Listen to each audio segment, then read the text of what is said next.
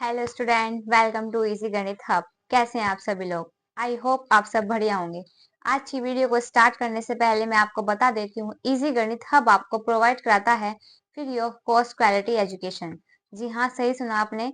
हमारे easy Ganit hub channel पर आपको फ्री ऑफ एजुकेशन प्रोवाइड कराई जाती है। तो उसके लिए आपको करना क्या है, यूट्यूब चैनल पर जाना है और हमारे इजी गणित हब चैनल को कर देना है सब्सक्राइब। चलिए, अब आज की वीडियो को स्टार्ट करने से पहले मैं आपको बता देती हूँ, इससे प्रीवियस वाली वीडियोस में हमने 2023 का जो यूके बोर्ड्स का मैथ्स का पेपर है, उसमें हमने 2 क्वेश्चन जो है ऑलरेडी डिस्कस कर लिए हैं, जो 8 क्वेश्चंस एमसीक्यूज वाले होते हैं, और हम सेकंड क्वेश्चन भी हमने जो है उसको डिस्कस कर लिया था। आज हम करने वाले हैं क्वेश्चन नंबर 3 से, जो बाकी के क्वेश्चन हैं उनको हम आज सोल्व करने वाले हैं। ठीक है, तो चलिए आज की वीडियो को देरी ना करते हुए स्टार्ट करते हैं। हमें क्वेश्चन नंबर 3 क्या दिया गया है, चलिए देखते हैं। क्वेश्चन नंबर 3 हमसे बोला गया है, द्विघात समीकरण ए x square plus B x plus के सी इज इक्वल टू 0 के मूलों की प्रकृति क्या होती है यदि बी स्क्वायर माइनस के 4ac इज इक्वल टू 0 है। ठीक है, क्वेश्चन क्या बोला गया है, what will be the nature of the roots of the quadratic equation ax square plus bx plus के c is equal to 0 if b square minus के 4ac इज इक्वल टू 0। तो हमें बताना क्या है, जो द्विघात समीकरण हमें दी गई है, इसके जो मूलों की प्रकृति क्या होगी। हमें यदि जो बी स्क्वायर माइनस के 4ac इज इक्वल टू 0 है, तो इसका राइट आंसर क्या होगा, इसका आंसर होगा जो हमारे रूट है, तो रूट्स आर रियल और इक्वल। तो मूल क्या होंगे, जो मूल है, मूल वास्तविक तथा समान होंगे।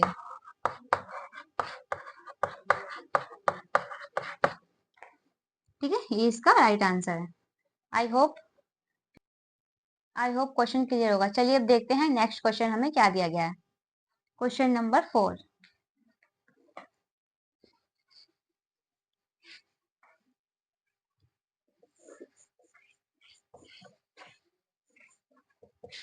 चलिए क्वेश्चन नंबर 4 देखते हैं हमें क्या गिवन है। क्वेश्चन नंबर 4 हमें गिवन है, समांतर श्रेणी 2 4 6 8 का nवां पद क्या होगा।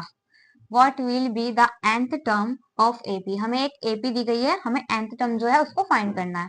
ठीक है, तो एपी को सोल्व करने का फॉर्मूला क्या होता है, a n is equal to a plus के एन माइनस 1 मल्टीप्लाई डी। ठीक है, तो ए क्या होता है, जो स्टार्टिंग वैल्यू होती है उसको बोलते हैं ए। एंड डी कैसे फाइंड होता है, सेकंड डिजिट में से 1 को माइनस कर दो तो हमें डी जो है फाइंड हो जाता है। तो A2 आ गया और D2 आ गया। अब हमें करना क्या है, सिंपली इनकी वैल्यूज को इस फॉर्मूले में पुट कर देना है, देन हमें nth टर्म जो है फाइंड हो जाएगी। ठीक है, चलिए इसको सोल्व करते हैं। A कितना है 2 प्लस n माइनस 1 और D कितना है, D है 2। तो ये कितना हो जाएगा, 2 प्लस 2n माइनस 2। तो ये इस 2 से ये 2 कैंसिल हो जाएगा, प्लस माइनस से कैंसिल हो जाता है। ये कितना बचेगा, यहाँ पर बचेगा 2n। तो nth टर्म जो है हमारी वो कितनी आ जाएगी, वो आ जाएगी 2n। ठीक है, आई होप क्वेश्चन आपको क्लियर होगा। सिंपली हमें एपी में दी गया था, सिंपली हमें एक एपी दी गई थी, उसमें हमें फाइंड करनी थी nth टर्म को, तो हमने सिंपली फॉर्मूलेस को यूज किया और ए और डी की वैल्यूज को फाइंड करके एन की वैल्यूज को हमने फाइंड कर लिया। ठीक है, आई होप क्वेश्चन क्लियर होगा। चलिए अब देखते हैं क्वेश्चन नंबर 5 हमें क्या गिवन है।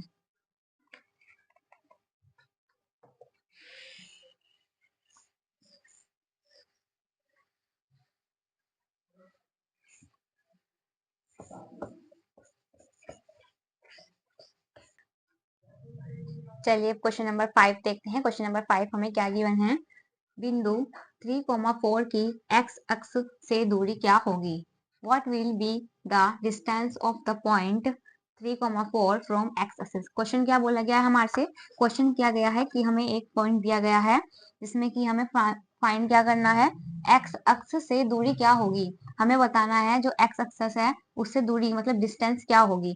तो जो ये दो पॉइंट दिए गए हैं, फर्स्ट वाली वैल्यू क्या होती है, x होती है, और ये सेकंड वाली वैल्यू क्या होती है, ये y होती है। तो जब हमें x अक्ष गिवन है तो हमारा राइट आंसर क्या हो जाएगा, x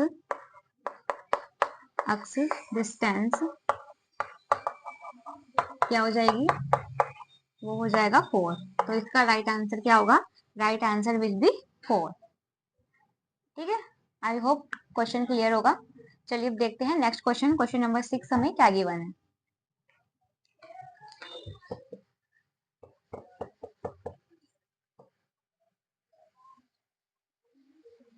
चलिए अब देखते हैं क्वेश्चन नंबर 6 हमें क्या गिवन है। क्वेश्चन नंबर 6 हमारे से बोला गया है, यदि एक वृत्त की परिधि 6 पाई सेंटीमीटर है तो उसकी त्रिज्या क्या होगी। If the circumference of a circle is 6 pi centimetre what will B its radius. तो हमें क्या दिया गया है, हमें जो है सर्कमफेरेंस गिवन है और हमें रेडियस क्या है फाइंड करनी है। ठीक है, तो चलिए एक सर्कल बना लेते हैं। ये क्या है, ये रेडियस है, रेडियस ही हमें फाइंड करनी है। तो सर्कमफेरेंस जो पहले मैंने आपको हमेशा बताया है कि जो क्वेश्चंस में कंडीशंस गिवन होती है उनको हम पहले नोट डाउन कर लेते हैं, उसके अकॉर्डिंग जो हमारे से क्वेश्चन किया जाता है हम उसको फाइंड कर लेते हैं। ठीक है, तो हमें सबसे पहले सर्कमफेरेंस जो है हमें दिया गया है सर्कल का, उसको हम लिख लेते हैं। सर्कमफेरेंस कितना दिया गया है हमें, सर्कमफेरेंस होता क्या है सर्कल का, 2 पाई r जो है सर्कमफेरेंस होता है। ठीक है, ये हो गया। उसके बाद हमसे क्वेश्चन क्या किया गया है, हमें फाइंड करनी है रेडियस। तो रेडियस फाइंड कैसे करेंगे, सर्कमफेरेंस जो कि हमें दिया गया है यहाँ पर 6 पाई। ठीक है, 6 पाई यहाँ पर हमें गिवन है सर्कमफेरेंस जो कि इक्वल है 2 पाई r के। तो पाई से पाई कैंसिल हो जाएगा, 2 से ये कैंसिल हो जाएगा 3 बार, तो ये कितना बच जाएगा, r जो है हमारा 3 आ जाएगा। ठीक है, तो रेडियस कितनी आ गई, रेडियस हमारी आ गई 3 centimetre. I hope question clear होगा। सिंपल सा मैंने क्या किया, हमें सर्कमफेरेंस जो था वो गिवन था, हमसे रेडियस फाइंड करने के लिए बोला था।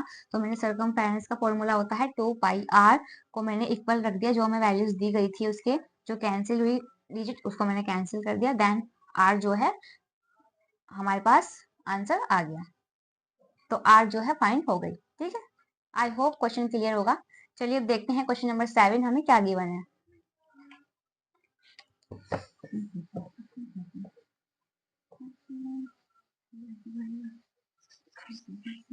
चलिए देखते हैं क्वेश्चन नंबर 7 हमें क्या गिवन है। क्वेश्चन नंबर 7 हमसे बोला गया है, वृत्त के बाहर स्थित किसी बिंदु से वृत्त पर कितनी स्पर्श रेखाएं खींची जा सकती है।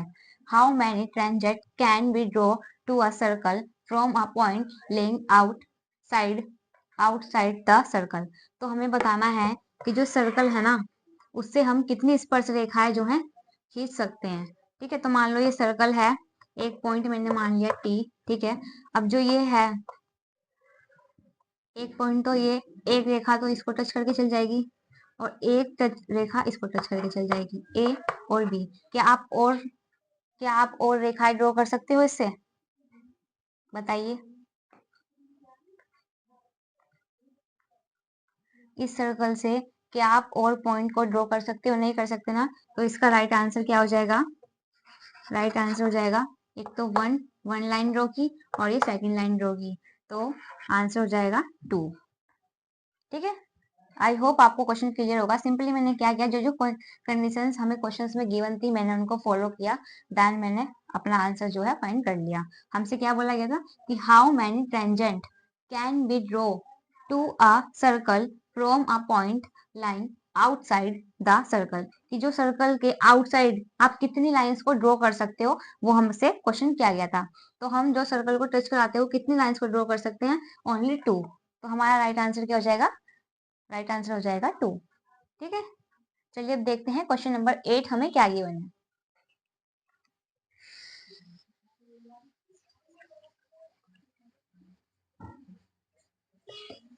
चलिए अब देखते हैं क्वेश्चन नंबर 8 हमें क्या गिवन है। क्वेश्चन नंबर 8 हमसे बोला गया है, आंकड़ों 4 6 3 8 2 7 का माध्य क्या होगा। What will be the mean of the data. हमें एक डेटा दिया गया है, उसका हमें मीन जो है वो फाइंड करना है। ठीक है, तो मीन कैसे फाइंड करते हैं, बहुत ही सिंपली क्वेश्चन है ये। तो मीन फाइंड करने के लिए क्या करते हैं, जितनी डिजिट्स हमें दी गई होती है हम उन सब का क्या कर देते हैं, सम कर देते हैं। तो इन सब डिजिट्स को क्या करना है, सम कर देना है। देन अपॉन में क्या करना है, टोटल वैल्यूज कितनी है 1 2 3 4 5 6 और यहाँ पर टोटल वैल्यूज लिख देनी है। ठीक है, अब इन सबको सम करो तो क्या आएगा 4 + 6 10 10 + 3 कितना हो गया 13 13 और ये कितना हो गया 10 तो ये कितना आ गया आंसर आ गया हमारा 13 13/6 तो इसको 6 से डिवाइड कर दो तो कितना आ जाएगा 5 विल बी राइट आंसर। ठीक है, मीन कैसे फाइंड करते हैं मतलब माध्य कैसे फाइंड करते हैं जो हमें डिजिट्स दी गई होती है हम उन सबका सम कर देते हैं और टोटल में जितनी वैल्यूज होती है उसको लिख देते हैं देन उसको डिवाइड कर देते हैं जो आंसर होता है हमारे पास वो आ जाता है। ठीक है, आई होप क्वेश्चन क्लियर होगा। चलिए देखते हैं क्वेश्चन नंबर 9 हमें क्या गिवन है।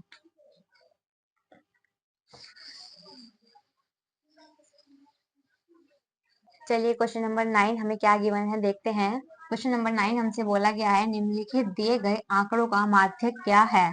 What is the median of the following given data? हमें एक डेटा दिया गया है उसमें हमें फाइंड करना है मीडियन क्या होता है। ठीक है, इससे पहले वाले क्वेश्चन में हमने क्या फाइंड किया उसमें हमने फाइंड किया कि मीन कैसे फाइंड करते हैं।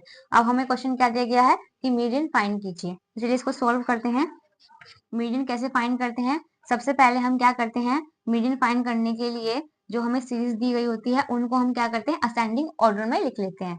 तो चेक कीजिए ये तो पहले असेंडिंग ऑर्डर में दिए गए हैं हमें हम क्या करेंगे सबसे पहले n फाइंड कर लेंगे कि ये डिजिट है कितनी 1 2 3 4 5 6 7 8 एंड 9 तो n जो है वो 9 हो जाएगा। ठीक है, अब हमें फाइंड क्या करना है हमें फाइंड करना है मीडियन। तो सबसे पहले मैं क्या फाइंड करूंगी पहले मैं निकालूंगी मीन जो कि मीन का फॉर्मूला होता है n+1 डिवाइडेड बाय 2। ठीक है, तो n कितना है 9 + 1 डिवाइडेड बाय 2 तो ये कितना हो जाएगा 10/2। तो 10/2 करूंगी 2 से डिवाइड करूंगी 10 को तो 5 आ जाएगा हमारा मीन। ठीक है, अब मीन जो है वो 5 आ गया तो मतलब ये पांचवी डिजिट हमें चेक करनी है कितनी है 1 2 3 4 5 तो मीडियन हमारा क्या आ जाएगा मीडियन हमारा आ जाएगा 25 will be the right answer. ठीक है, तो मीडियन फाइंड करने के लिए हम क्या करते हैं सबसे पहले हम मीन को फाइंड करते हैं देन हम उसके बाद क्या करते हैं उसके बाद हमें मीडियन निकालना होता है। ठीक है, आई होप आंसर क्लियर होगा। इससे पहले वाला क्वेश्चन जो है हमने मीन निकाला अब इस वाले क्वेश्चन में हमने मीडियन निकालना भी सीख लिया। ठीक है, तो चलिए अब देखते हैं क्वेश्चन नंबर 10 हमें क्या गिवन है।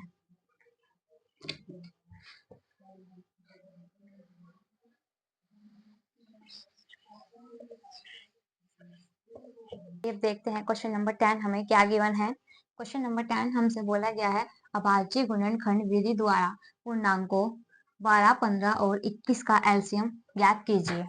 Find the LCM of the integers 12 15 and 21 by using the prime factorisation method. तो हमें क्या करना है जो हमें डिजिट्स दी गई है उनका प्राइम फैक्टराइजेशन करना है। ठीक है, चलिए सोल्व करते हैं आंसर को। पहले हम 12 का फैक्टर निकाल लेते हैं एलसीएम और फिर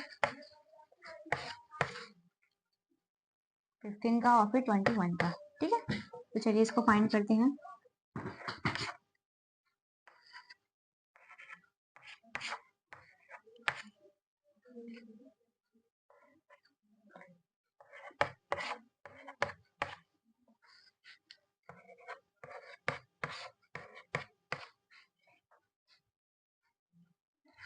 चलिए ये कितना हो जाएगा 12 का फैक्टर क्या हो जाएंगे 2 का स्क्वायर हो जाएगा एक तो और मल्टीप्लाई 3 हो जाएगा। ठीक है, 15 के फैक्टर क्या हो जाएंगे 3 × 7 3 × 5 हो जाएंगे। ठीक है, और 21 के फैक्टर क्या हो जाएंगे 21 के फैक्टर हो जाएंगे 3 × 7। ठीक है, तो HCF जो है जो कॉमन होता है तीनों में वो क्या होता है वो होता है हमारा HCF। तो HCF कितना हो जाएगा 3 और एलसीएम जो कि हमें क्वेश्चन किया गया है किसके फैक्टर को प्राइम फैक्टराइजेशन मेथड को यूज करके क्या फाइंड करना है एलसीएम। तो HCF हमें 3 मिल गया तो एलसीएम कितना हो जाएगा एलसीएम होता है एक तो जो तीनों डिजिट्स में कॉमन है मतलब जो HCF हो गया एक तो उसको ही लेंगे और दूसरा जो बाकी की डिजिट्स बची हैं उनको मल्टीप्लाई में लिख देते हैं। तो 2 का स्क्वायर मल्टीप्लाई 5 मल्टीप्लाई 7।